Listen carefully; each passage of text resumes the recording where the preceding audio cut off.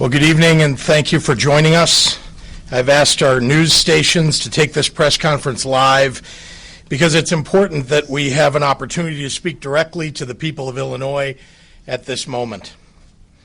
I want to begin tonight by announcing new guidance regarding community, social, and sporting events in the state of Illinois. I've spoken with the owners of all of our major sports teams, and I've asked them to cancel all of their games or play without spectators until May 1st. All of the owners that I spoke with told me that they completely understood and were more than willing to comply with this guidance. I want to thank them for putting the health and safety of the residents of our state above all else. These are not easy decisions to make in business, but every single one of our team owners indicated to me that they care only about doing what is right for the fans and the families of our state. Additionally, I'm asking that all community events that organizers expect will attract 250 or more people be canceled or postponed until May 1st. This includes personal and social events. I'm mandating that events of 1,000 or more people be canceled or postponed immediately. I do not want to waste precious resources monitoring event cancellations, so I'm appealing to the civic, patriotic, and humanitarian character of the residents of Illinois to act on this guidance immediately without any need for official state action. Even for events that will attract crowds less than 250 people, it is critically important that organizers think about who is likely to attend, and if likely attendees include individuals in vulnerable populations, such as the elderly or those who are immunosuppressed, please consider canceling. With regard to schools here in Chicago and around the state, the mayor will speak to guidance for CPS students and teachers. We are not closing our schools, but we are monitoring the situation on a day-to-day basis. The Illinois State Board of Education is working with school districts around the state to make sure that they are following guidance and policies. I recognize that every school district is a little bit different, and I encourage school administrators and faculty to make responsible decisions guided by recommendations from the CDC, from IDPH, and from our state governor's office. I know that elected officials, school boards, and school administrators are all making decisions with an eye toward protecting the children that are part of their communities, many of whom receive essential services from the schools that they attend. We are strongly discouraging large school assemblies and sporting events with any more than 250 spectators. I am also announcing tonight that I am closing the James R. Thompson Center to people who do not have business with the state effective Monday.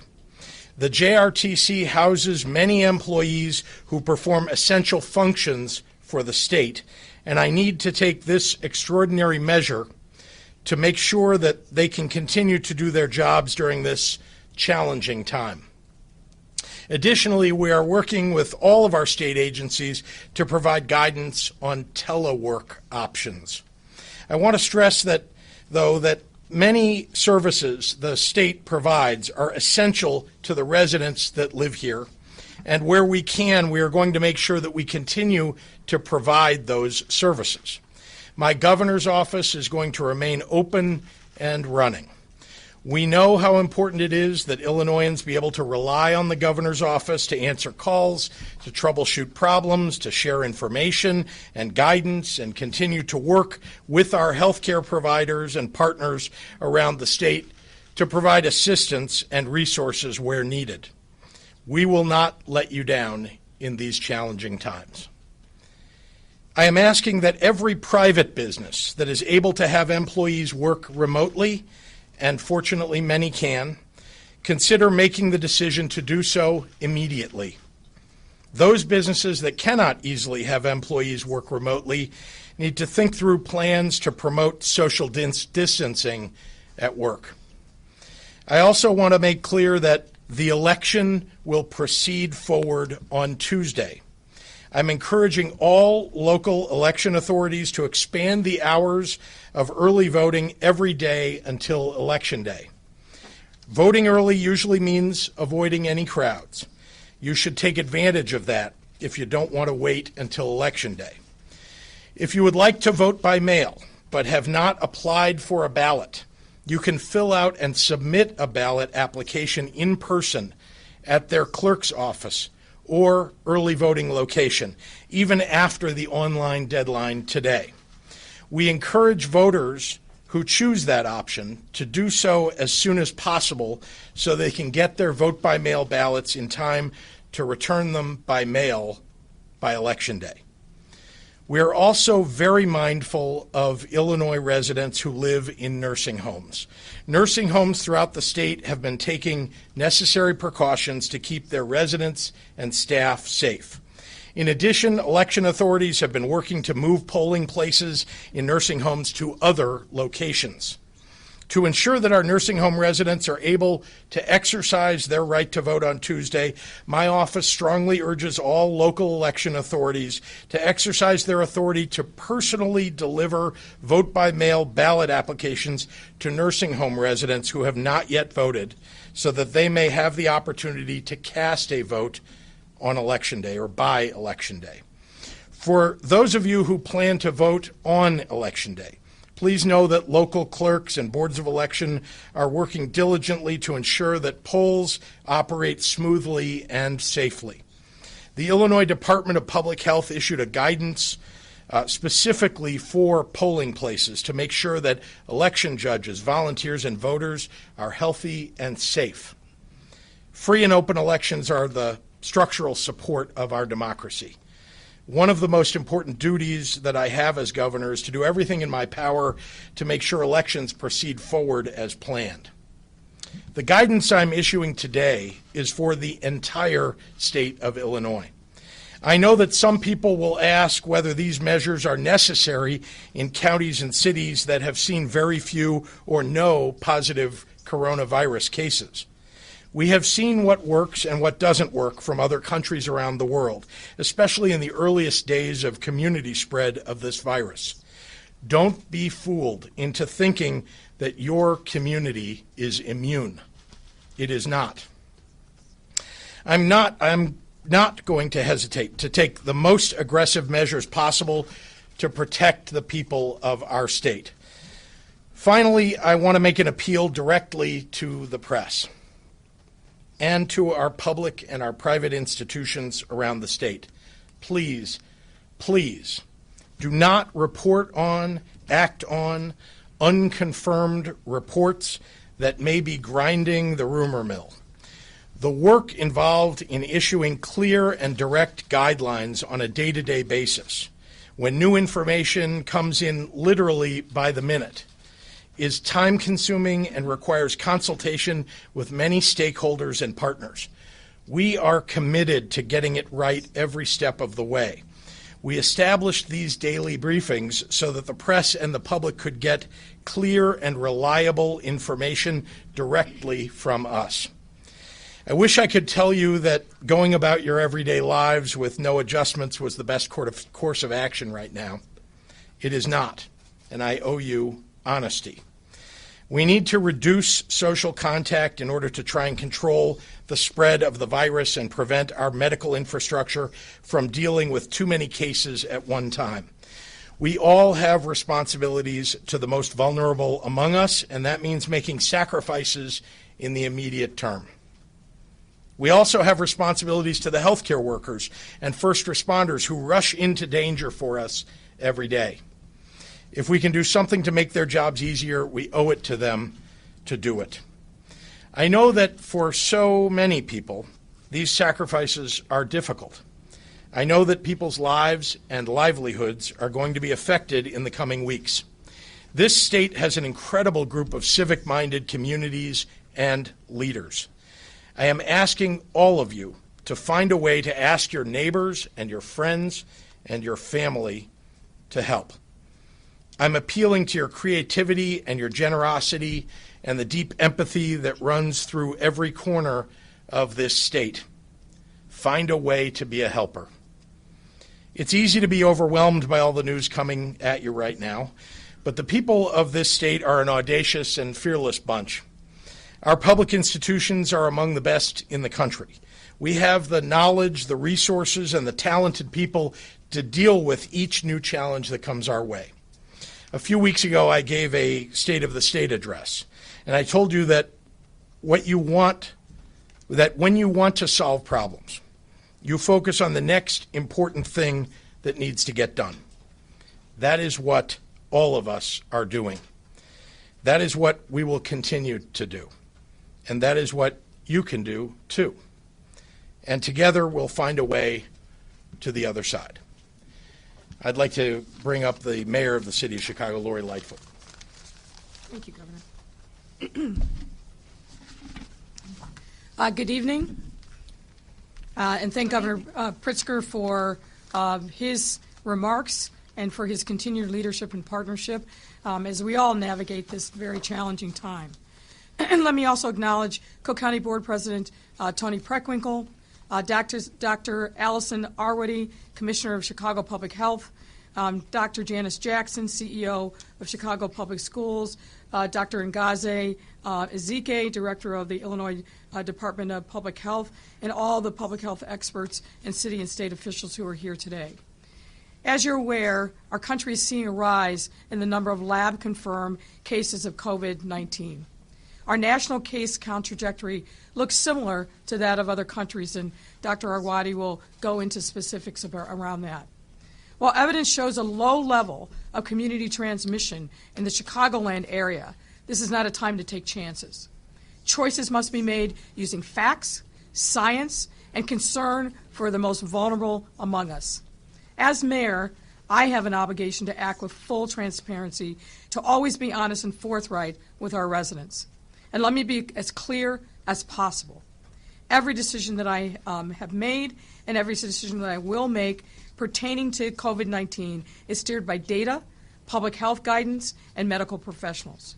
Together, we strive to strike a balanced approach when we issue any public health guidance. The safety for our city and our residents will always be our top priority. It's top of mind before any decision is made or announced, and we are working continuously with stakeholders from every category in our city to make sure that we are mindful of what the consequences of every government action will be on them. Today, the city is also issuing new guidance, which is rooted in data and designed to prevent the spread of COVID-19. Dr. Arwady will go into the specifics in a few minutes, but let me tell you the top line.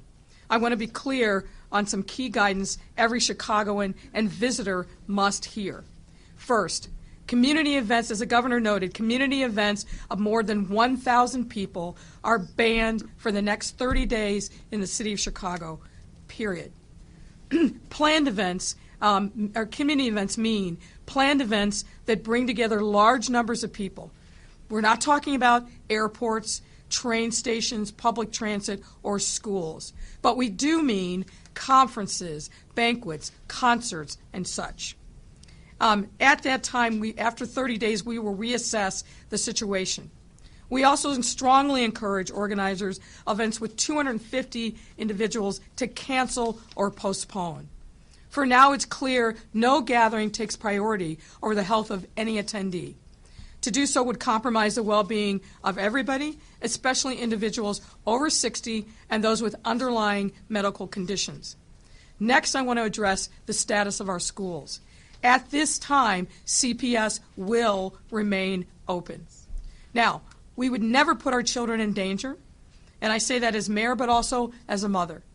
At this time, CPS will, however, begin scaling back large-scale events, issuing guidance to all school personnel in advance of spring break, instituting a mandatory policy on short-term closures for any schools with confirmed cases, and ensuring parents and loved ones are frequently updated. And CPS will be issuing a specific set of guidance today to the school community. We are also providing guidance to ensure individuals in long-term care settings are protected from illnesses that can be transmitted by visitors or staff. We are also taking careful measures to consider the impact on working families, employers, and employees. I am proud to announce that effective Monday, Comcast will be nearly doubling internet speeds for low-income households nationally. This came after a request from my team here in Chicago to ensure that residents and families who are increasingly encouraged to remain at home will have access to vital internet service. Comcast will also be providing 60 free days of internet to any low-income household starting this coming Monday via their Internet Essentials program. I'd like to thank Comcast for their leadership and being good corporate citizens, and you are going to see my administration roll out more initiatives to assist our businesses and residents in the coming days. In addition, tomorrow, after consultation with organized labor, we will be issuing new updated guidance on the city's sick leave and teleworking policies. We want to ease the burden on workers who may need to stay at home due to underlying medical conditions or any other circumstance. We want to ease the burden on them and give them very specific and clear guidance, and that will be coming out tomorrow.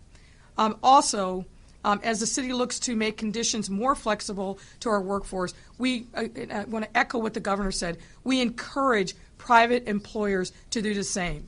This is not the time for any employer to treat work conditions as the status quo. We are in an unusual set of circumstances, and we need to be even more diligent in supporting workers in this time of emergency. We will also be working with our partners in organized labor to address the concerns that union workers in particular are experiencing regarding health care and access to unemployment benefits. All of these actions build on our previous guidance, which is being reviewed and reassessed daily. And let me emphasize a couple of other important things before I yield the podium. We have to continue practicing social distancing. And if you do not feel well, for God's sake, stay home. All individuals, regardless of socioeconomic or immigration status, should seek treatment without fear. I just gave this guidance today to my 91-year-old mother, and it applies to everyone else. If you are under the weather, if you are over 60, if you have an underlying medical condition, please stay home. And all of us must exercise simply good judgment and common sense. The health of others is dependent upon common sense decisions that we make today, the decisions each of us makes. Now, I know that this is a time of difficulty and a time of uncertainty for some, and that makes for some concern and anxiety. But I want to reassure everyone in the city of Chicago, and I know the governor shares this with respect to the state of Illinois. We are a city that is well prepared. We are a state and a county that is well prepared to address this continuing crisis regarding coronavirus. We are cooperating on a daily basis, all of our teams and the principals, and we will continue to be transparent with the public and make sure that we are providing information as it becomes available to us. And I want to also echo some of the things that the governor said about what we should be doing in this time. We need to make sure that we are being good neighbors. We need to make sure that we are looking out for each other, particularly people that we know on our block, in our neighborhood, in our network, who are vulnerable and maybe need an additional hand. Please make sure that we are watching out for each other. Take care of yourselves, have a family plan, and make sure that you're checking in on your neighbors. And in the meantime, we will continue these regular updates. For City of Chicago, the most accurate place to get real-time information remains chicago.gov/coronavirus. That is a website that is maintained by the Department of Public Health. It is updated at least once daily, if not more so, and that is a great source of information. At this time, I want to welcome Cook County Board President Tony Preckwinkle to the podium. President Preckwinkle. Good afternoon. Good afternoon. Thank you, Governor Pritzker, Mayor Lightfoot. I want to thank Dr. Terry Mason, the head of the Cook County Department of Public Health, for joining us as well. These are surely challenging times. we must balance continuing the functions of government while also ensuring, to the best of our abilities, all county residents are safe and remain safe and secure.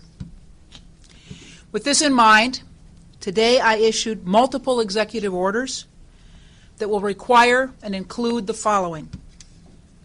Meetings of the various boards, commissions, and advisory boards created by Cook County ordinance or resolution will be canceled to the extent possible in the months of March and April.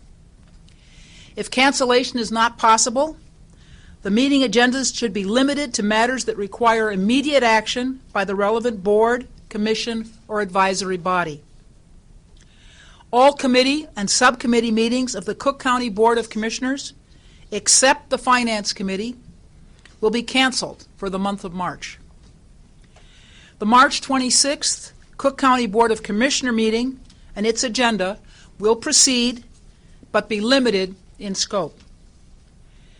Public access to the boardroom will be also restricted. Also, regarding county employees, all work travel or conferences, seminars, lobbying, etc. will be prohibited through May 1st. Look, it's understandable to be feeling pretty overwhelmed right now. But as we follow the recommendations of our medical professionals, we should not let fear impact our ability to carry out our basic civic duties and general operations. And that goes for the general public as well. So let's keep in mind, Tuesday is Election Day. Our Cook County Clerk and the Chicago Board of Elections teams are working very hard to ensure that polling places are clean, safe, and secure. Voting is our civic duty, and we should all vote. I encourage you to vote early if you're concerned about crowds at the polls. Early voting locations generally have short times for waiting and short lines. No matter what you do, please vote by Tuesday. I would also like to let our residents know, on behalf of the Cook County Treasurer and the Assessor, that you can pay your property taxes, check for refunds, file for exemptions and appeals online. Visit cookcountytreasurer.com or cookcountyclerk.com to access online services. Finally, I want to thank the medical professionals at Cook County Health, the Cook County Department of Public Health, as well as our public health partners and healthcare professionals throughout the state, county, and city, who are working to ensure our COVID-19 patients are getting the best possible care. As I said, we're in a challenging time, and they are doing the work of angels. Now I'd like to introduce Dr. Ezike, Head of the Illinois Department of Public Health. Thank you so much, President Preckwinkle. So I have to announce that there are 7 more individuals in Illinois who have tested positive for the coronavirus disease.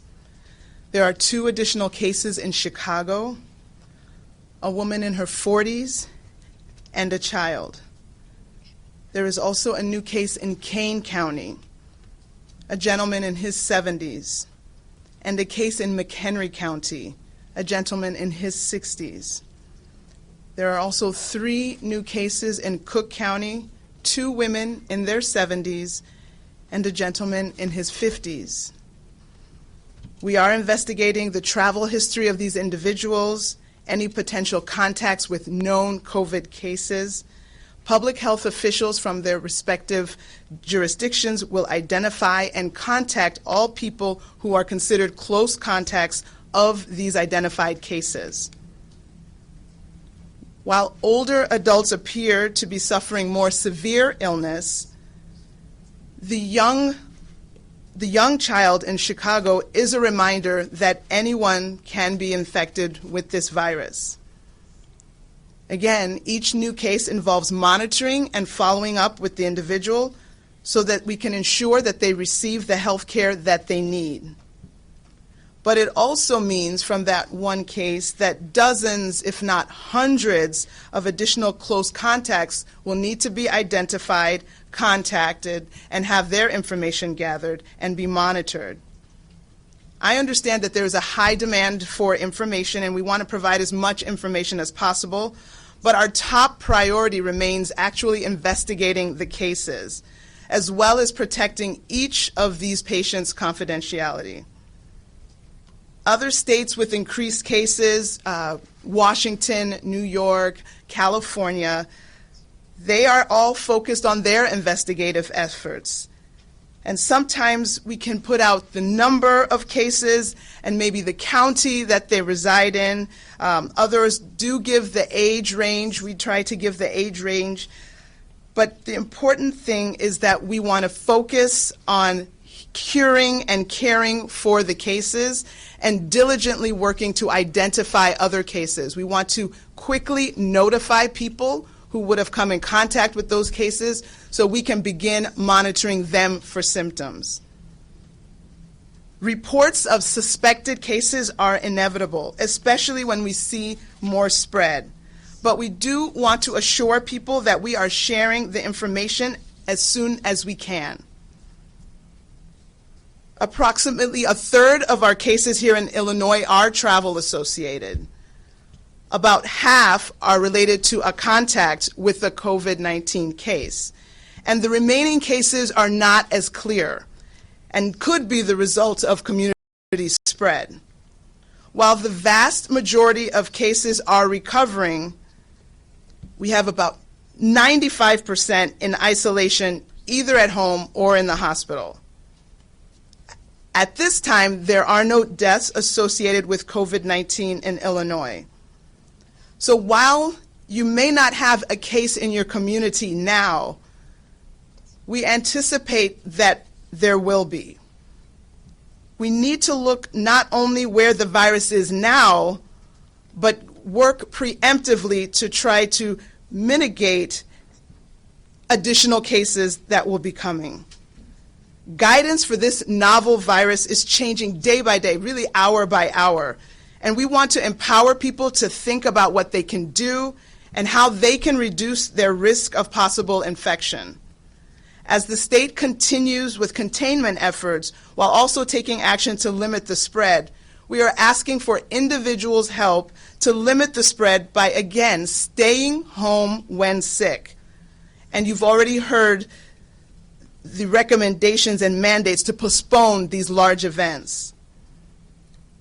As you have heard, if you have general questions about COVID-19, please call our 24-hour hotline at 1-800-889-3931. You are also able to email us at dph.sick@illinois.gov. And at this time, I will now turn it over to Dr. Arwady, the Commissioner of the Chicago Department of Public Health. Thank you. Thank you, Dr. Ezike. Good evening, everyone. Good evening. So really the focus of our conversation today is not about individual cases. It's about the big picture. But I do recognize that there will be particular interest in this child. And I do want to let you know that it's an example of the range that we see of presentations of how ill people can become related to coronavirus. You've heard me say that around the world, about 80% of the people who have been infected with coronavirus have had a relatively mild course. They've not needed admission to the hospital, and they've recovered. About 20% of the time, we've seen more serious illness, people requiring hospitalization. And around 5% of the time, we're seeing people needing intensive care unit level care. And globally, we're seeing in the 1% to 2% range of people dying from coronavirus. You've been hearing me say strongly for days that our focus is primarily on older individuals and people with underlying medical conditions. Because when we look at that 20% that is more likely to end up in the hospital or to have serious illness or potentially to die from coronavirus. It is in these vulnerable populations. So our data here in Chicago and in Illinois is very similar to what we've seen internationally. This child is in good condition. He's at home. He did not even need to go into the hospital. Many of the people who have been diagnosed with coronavirus here in the Chicago area are well. They've not needed to go into the hospital, and in some cases they have entirely recovered. We're monitoring them in some cases in the hospital, in some cases at home, making sure that they're in isolation and watching their courses. But the focus on the older individuals is important. We do have some cases in serious condition.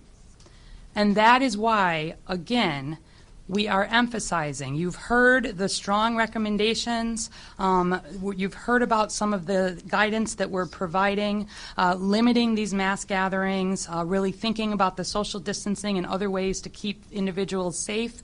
That especially applies to older individuals and people with underlying medical conditions. That's people with heart and lung disease. That's people with diabetes. That's people with other immune conditions. And that's just because we're more worried that if they were likely to get coronavirus, they could have a more serious course. I also want to let you know that we are using data, local data, to make these decisions. We're looking at the recommendations from CDC. We're looking at what's happening around the state. And we're looking at what's happening in the city. And there are a couple of things that have made us know that now is the time for people to be taking these recommendations seriously. We don't want to wait to when we have hundreds of cases or thousands of cases. At a time where we're talking in the dozens of cases, now is the time to make these stronger recommendations and guidance like you heard. I do want to let you know we will be posting on the website, chicago.gov/coronavirus, a few examples of some of the data that we've been using as we make these decisions. We're looking at patterns of disease here locally, but also, frankly, what we're seeing nationally and how it compares to what we're seeing internationally. So it was notable this last weekend when we had the first case that we really in Chicago said this looks to be community transmission, meaning not in someone who had traveled to an area with widespread transmission, not in somebody off a cruise ship, not in somebody who was the contact of a confirmed case. It was the first time that we detected coronavirus in someone who had not left the region, and we've started to detect some more of those individuals. So that was number one. Number two, when we're thinking about really making these decisions, has to do with the rate of increase of the cases that we're seeing. Not so much the numbers, and we'll put some more information online for folks who are interested to learn about how our public health scientists really make these decisions. But when we're seeing a doubling of cases within 2 days, even when the numbers remain low, in our planning, that is another trigger. You've heard me talk all along about how our response is built on plans and preparedness. As recently as last summer, we talked in great detail. We exercised about a virus that emerged in China with the early cases seen in Chicago. And we talked through what we would do at each stage, the containment phase, which is where we still are working hard, working to find every case, working to identify people who are at risk, really making sure that we're doing everything that we can on an individual level to contain that disease. But in our planning, when we start to see even the beginnings of community transmission, and when we start to see this increase rise, we do not wait to see very large numbers. Across the U.S., the rate of increase has also been significant and rapid in recent days. And I'll encourage you again to visit the website where we've been looking at how that rate does match the rise of cases that we've seen in some other countries. We're certainly looking at Italy, but we're looking at other countries in Europe, and we're comparing that rise to some of what we've seen in countries that have been aggressive about putting some of these community mitigation strategies. That's the term we use for the strategies that help limit a lot of close interpersonal contact. I'll remind you that the way this virus is transmitted is not in the air, walking through an open room, potentially passing by someone who may have coronavirus. This is not spread like measles. This is spread primarily through droplets. When people are coughing and they're sneezing, these infected droplets leave their mouth. If they cover their mouth with their hand and then they're shaking somebody else's hand, there's the potential for the virus to get onto that person's hand. And then if that second person is touching their eyes, their nose, their mouth with unwashed hands, there's the potential for the virus to get into the body. It's the same way that we think about influenza and we think about common colds being spread. And so when we're giving this guidance about things like washing your hands, we're serious about it. When we give guidance about things like staying home when you're sick, we are very serious about it. I do not want to hear about people thinking their work is too important and they can't stay home when they're sick, or that they have to, go on a trip, or that their particular contribution to the world does not allow them to stay home when they're sick. For everybody in Chicago and Illinois, if you're having symptoms, we need you to stay home. So we'll post some of this guidance, we'll post some of the details of the science, and we'll be sharing, as the mayor said, some more details about the specific guidance for individual groups.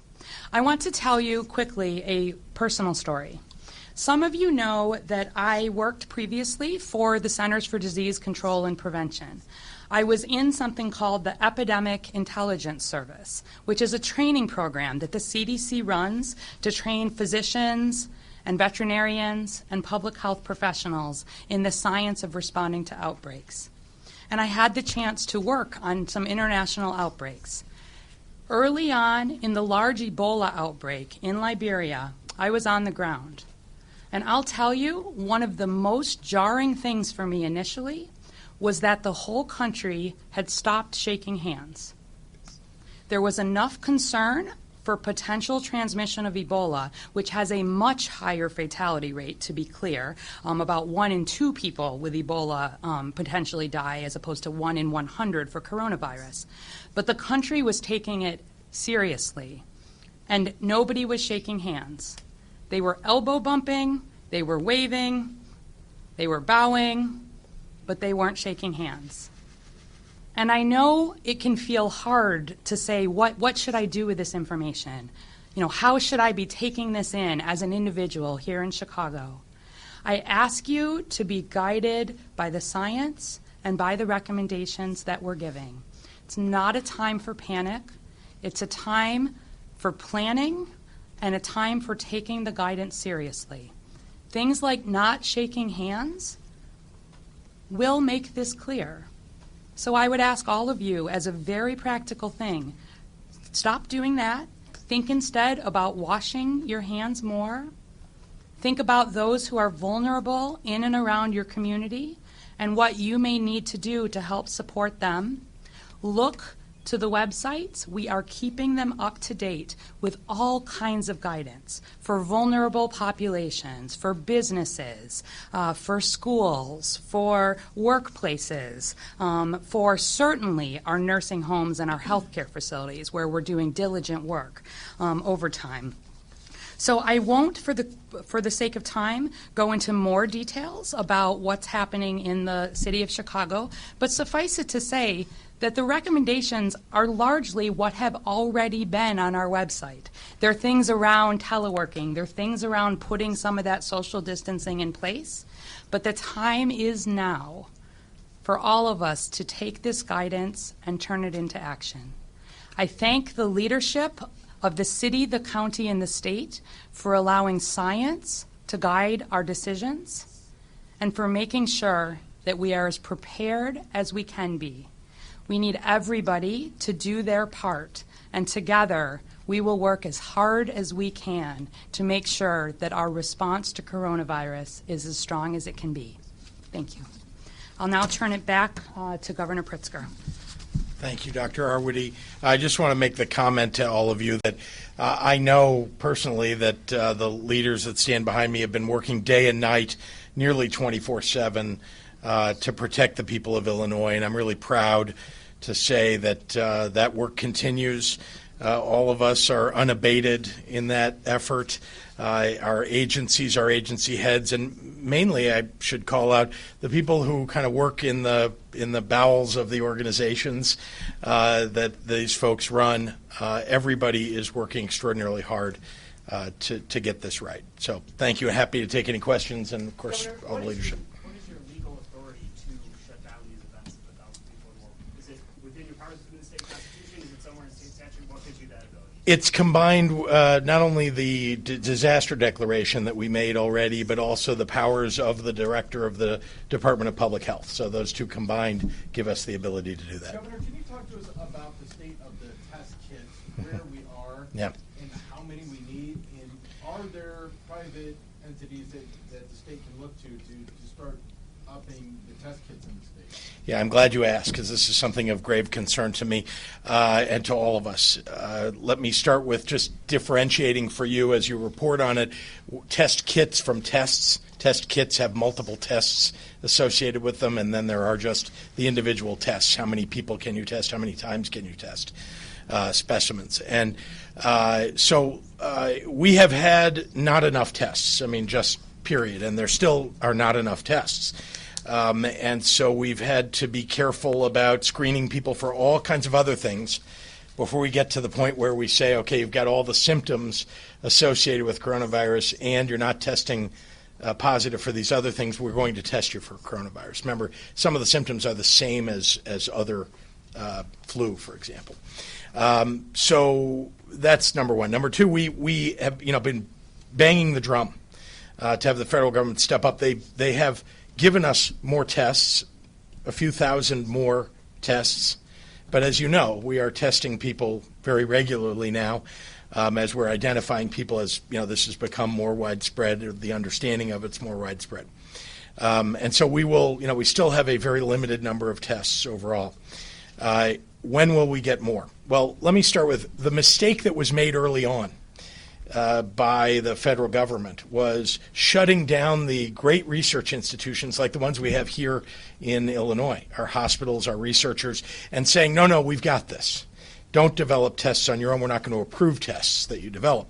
So here we are. There aren't enough tests, and yet we have the capability in our private institutions, in our public institutions of health, the universities, for example, medical centers, to develop those tests. Finally, the CDC gave those institutions permission to develop those tests because I think they just realized they're not going to get there.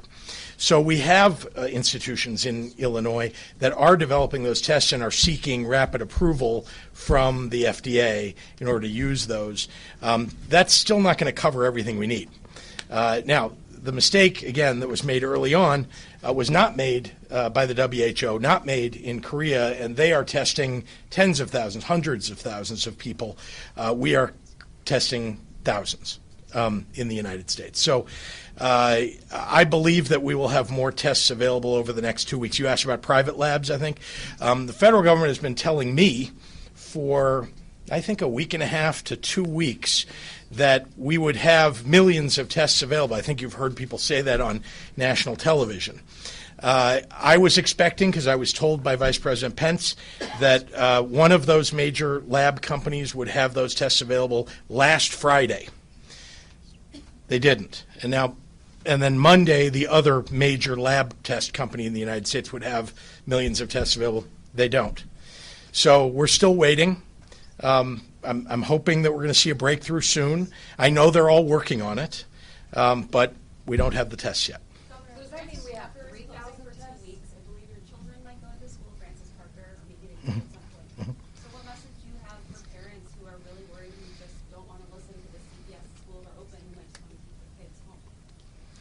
Well, you've got to make decisions for your own family. There's no doubt about that. But I would say that remember the guidance that's being given by experts is large gatherings should be prohibited, and so we've done that. We've suggested to schools all across the state. We've told them not to have major assemblies of their students. It's okay to be in a classroom, we're told, of 25 or 30 people. It's okay to be in a sporting event where there aren't 250 people there. I'm sure the doctors behind me will give more detailed guidance to you, but suffice to say, I think families need to make decisions for themselves, but they should also trust that we're giving the best guidance that exists in the United States here to our schools. Churches with more than 1,000 members who attend church or mass, are they going to have to limit congregations? They are. Yes, they are. They will not be allowed to. They will not be allowed to host those gatherings of over 1,000. I realize that's a hardship. Perhaps they can have multiple services and cut the number down per service. But yes, that's what we're telling people. What about stages, concerts, entertainment venues, when they have fewer than 1,000 but more than 250? Do they have to close, or is that just a recommendation? Look, we're giving guidance to the people all across the state of Illinois that, if you're in a vulnerable population, you shouldn't be attending these big events anyway, number one. Number two, that we're suggesting and in fact providing guidance, as the CDC has, that events over 250 should be canceled.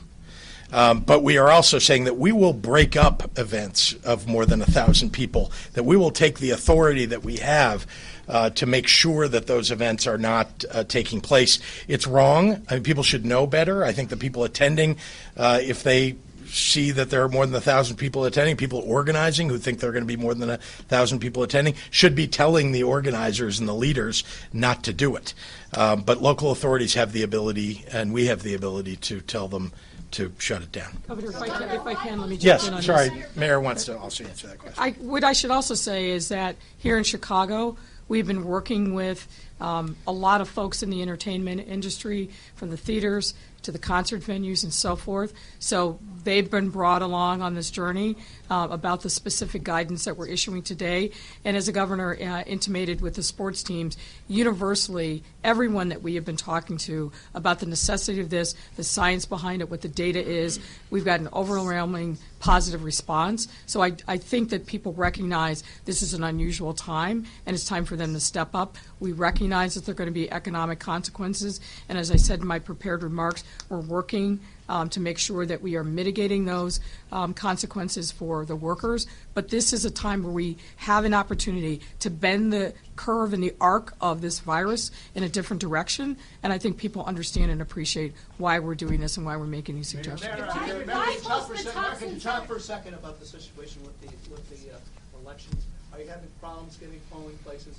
And do you have any concern that election judges, they won't see 250 people at one time, but through the course of the day, you can easily have 250 people come up? So here's what we're doing. The mayor's office is heavily involved with this Chicago Board of Elections. We are providing additional resources and personnel support now, but also on Election Day. We are calling through and confirming with every polling place as to whether or not they are still open and available. We are working through one of our departments to work with CPS, Fire Department, to find alternative locations in any area in which there has been cancellations. We are also going to be doing the same thing and issuing an all call for additional volunteers. As you may know, some of the people that regularly volunteer as election judges are seniors. We're seeing them choose to opt out, which is, of course, is their right. But I feel very confident that we will have the resources in terms of the polling places, but also the election judges to make sure that the election goes forward in a way that you would expect. And in addition, we're making sure that we've got a lot of sanitation devices, liquid at the polling places. They are wiping down the machines after every person votes. So I think we've got a good, robust plan in place, but we are, as the mayor's office, backstopping the work of the Chicago Board of Elections to make sure we get it done. Mayor, why thought to doing anything different with the CTA? I know New York has thought about shutting its transit down. Yeah, we are not there yet, and I certainly invite Dr. Arwady to talk about this. The schools and the CTA are something that we think about every single day, and it may evolve, but right now, we don't see any reason or rationale for us to shut down public transit in the city of Chicago. The CTA is also taking additional measures to make sure buses and train cars are clean. We're making other resources available so people can sanitize themselves, their hands, before they get into the CTA. So we feel very comfortable with the plan right now. But again, all of these things we're assessing literally on a daily basis, but we feel comfortable with having the CTA open right now. At what level, at what point do we do that? Do we just Well, shut things look, down? I don't want to deal in hypotheticals. I don't think that's fair. We're going to be guided as we always have been by the science, by what the trajectory tells us. If we have a reason to update that guidance, to expand the number of places in which we're saying stay home, don't do this, don't do that, we'll do that. But that's going to be dictated by the medical professionals, and we're going to be doing that in concert with our partners at the county and the state. Governor, why close the Thompson Center but not the city, but not I'm sorry? City, why close the Thompson Center but not City Hall, and why hold city council committee hearings tomorrow and a full city council meeting on Wednesday? Let me just answer about go ahead. JRTC. That we're not closing the Thompson Center. We're closing the public access to the, as you know, we have vendors in the lobby. There are lots of people who enter who aren't really entering the building for state services. They're just coming to enjoy the perhaps lunchtime features of all of those who have been there. No, stop smiling. These are businesses, important businesses.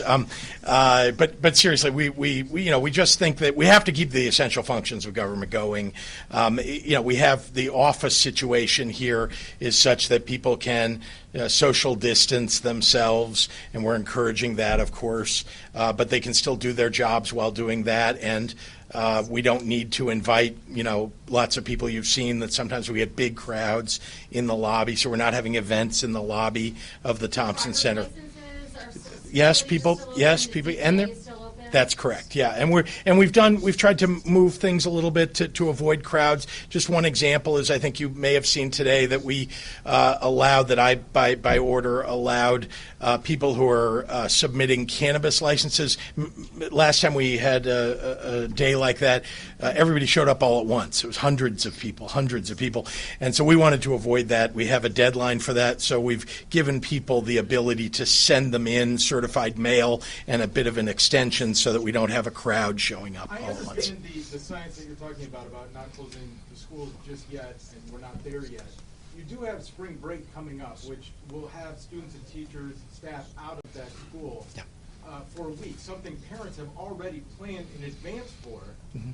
Is there any consideration of taking either the week before or after to give it that 14 days? No, we're not there yet. We're not. I'm sorry.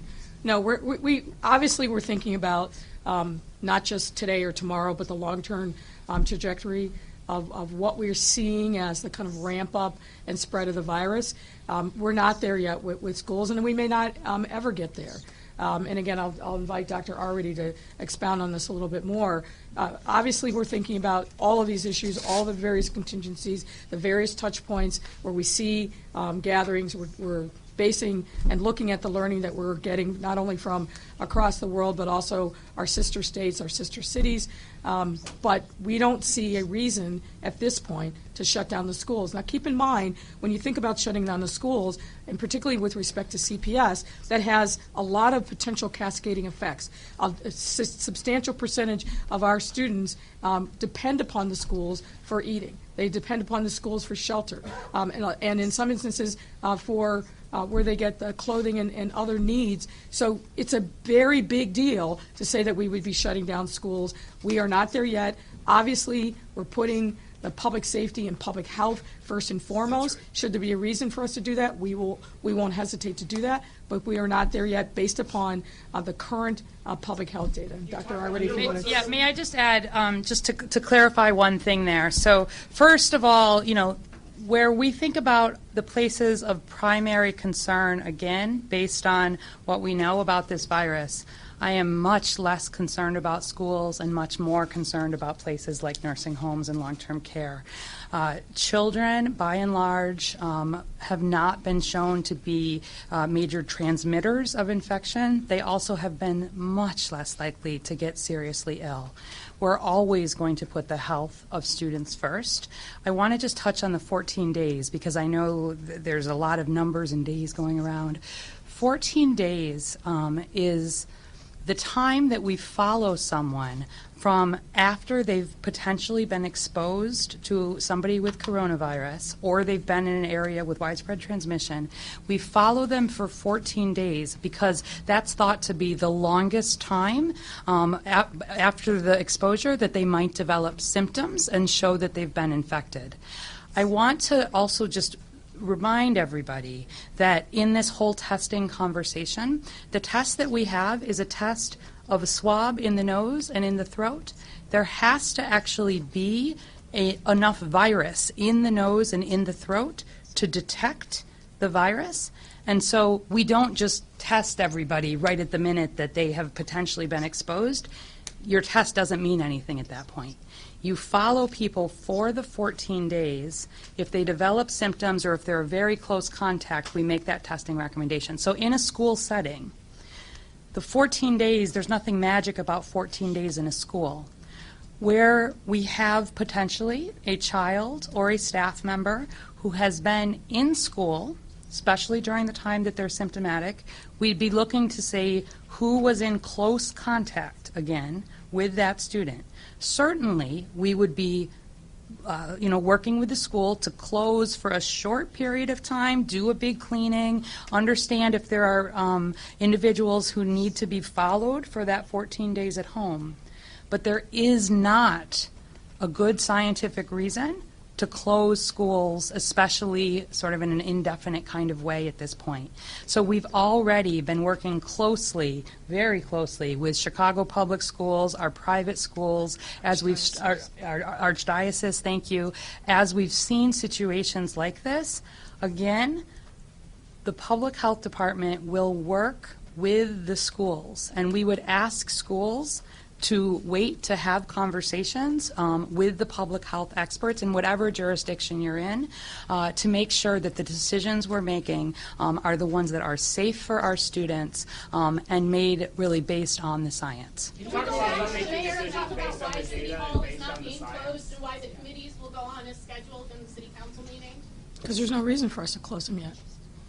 There were more than 200 people today at City Hall for press conferences. Yeah, and committee but meetings. again, keep in mind, it's the social distancing aspect of it. We're going to be taking some very specific measures next Wednesday at City Council to minimize and really enhance, I should say, social distancing. We're going to have a very streamlined City Council meeting. There are not going to be a lot of the resolutions and other things that elongate City Council meetings, and I see some cheering around on that. But we're going to try to keep the meeting, we're gavelled in and gavelled out as quickly as possible. But there are some important business matters that we do need to take care of next week to make sure that we can move forward, not the least of which is accessing, getting City Council authority to access some important funding that's going to continue the work of our Public Health Department and other partners going forward. But we are thinking very comprehensively about what we need to do to make sure to keep people safe. And I neglected to say this, and I should have. We are encouraging people to watch the City Council proceedings online. It's live streamed. It's accessible all over the city in our city libraries. We really want to minimize the number of people that are coming in to City Hall just simply to be in attendance at the City Council meeting, and we're putting some other controls in place to minimize the number of people that are actually going to be on the floor and in the audience of City Council. Let me go here first, and then we'll go here. Go ahead. Both the state and the city of Chicago are going to see budget impacts because of this, because of everything that's going around, because of diminished tourism, business. What are you doing to prepare for that, and how are you going to deal with that? Well, I'm going to push back a little bit on the premise of your question. As you know, the city of Chicago has a very, very diverse economic system. 13% of our revenue. There's no one has more than 13% of our average revenue stream. Any economically sensitive taxes are less than 25%. I think we're very well situated. We obviously did modeling and thinking about the potential for an economic downturn. But the bottom line is it's too early for us to measure the entirety of the impacts, but we feel very comfortable that where we are, both as an economy writ large, but also in terms of revenue sources for the city of Chicago. You all talk a lot about being guided by Go the ahead, data. right here. Is an age or approximate age for the child patient, and is he a I don't know if we want to say that or not. Specific age. We're not going to give a specific age. The child's doing well, is at home.